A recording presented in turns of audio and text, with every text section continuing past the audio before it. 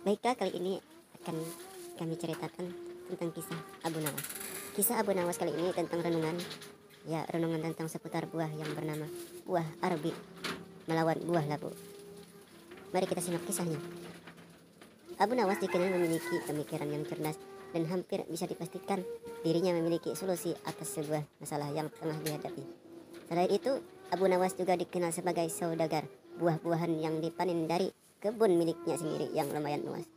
Bahkan saking luasnya kebun yang dimiliki Abu Nawas, sejauh mata memandang yang terlihat adalah bak permadani hijau yang tumbuh subur. Pada suatu hari Abu Nawas melakukan pengawasan, melihat-lihat kebunnya penuh dengan bunga. Melihat kebunnya tersebut, dirinya berjalan kaki menyisiri kebunnya, melewati tiap petak kebun yang ditanami berbagai macam sayur-sayur dan buah-buahan segar. Abu Nawas sangat bangga dan bahagia melihat tanamannya yang subur tumbuh dan yang tumbuh subur dan menghasilkan banyak buah yang berkualitas. Ucapan puja-puji syukur terus-menerus terucap dari bibir Abu Nawas kepada Allah Tuhan Yang Maha Esa. Si kebun buah. Pada siang hari yang cukup terik itu, perjalanan Abu Nawas yang sedang mengawasi lahan kebun miliknya mendadak berhenti pada sebuah petak di rumah subur, bukan subuh guys, subur, perpohonan arbi. Abu Nawas memandangi dengan teliti tiap bagian pohon arbi miliknya tersebut. Dirinya memperhatikan rantingnya, daunnya, hingga buahnya, dan juga ekornya. Buahnya yang nampak segar bergelantungan. Karena terik matahari begitu panas, tepat di atas kepala, dan dirinya merasa lelah, Abu Nawas kemudian berhenti dan beristirahat di bawah pohon arbi yang lebat. Bekal makanan yang sudah disiapkan oleh istrinya segera dibuka dan disantapnya. Kali ini makanan yang dibawa tidak pedas-pedas amat, sedang-sedang saja. Sangat enak, gumamnya dalam hati, dengan ditemani semilir angin yang spice ya kan. Abu Nawas puas nikmat makanan dari istrinya tersebut. Ya kalau tersalah baca ya. Setelah kenyang, dirinya menyandarkan diri pada batang pohon arbi sambil melihat ke atas.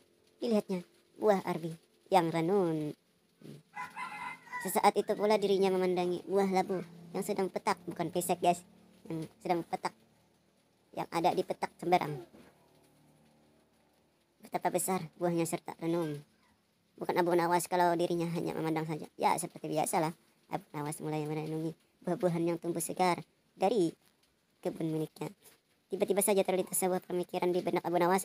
Aku itu heran kenapa? Ya iyalah, heran. Aku itu heran, apa sebabnya ya pohon arbi yang sebesar ini namun buahnya hanya kecil saja. Padahal pohon labu yang merabat dan udah patah saja bisa menghasilkan buah yang besar-besar. Ujar Abu Nawas dalam hati. Kejutan buah arbi. Tak lama berselang angin kecil pun bertiup menghampiri Abu Nawas yang sedang beristirahat, seolah-olah langsung menjawab pertanyaan yang ada dalam benaknya. Ranting arbi pun bergerak-gerak seperti goyangan hot dan saling bergesekan, dan sesaat kemudian ada sebiji buah arbi jatuh tepat di kepala Abu Nawas dan bincol. Kepala Abu Nawas yang sedang tidak bersorban itu. Aku tahu sebabnya, ujar Abu Nawas. Beruntung bagi Abu Nawas di siang itu hanya kejatuhan buah arbi saat sedang beristirahat. Tunggal kejatuhan buah arbi. Bagaimana jadinya jika saat itu dirinya kejatuhan buah labu? Langsung pingsan dialah. Allah Subhanahu wa Ta'ala menciptakan semua makhluknya yang ada di muka bumi ini dengan kekurangan dan kelebihan masing-masing. Dia di mana semua itu berjalan sesuai dengan fungsinya, saling keterikatan dan saling membutuhkan. Terima kasih.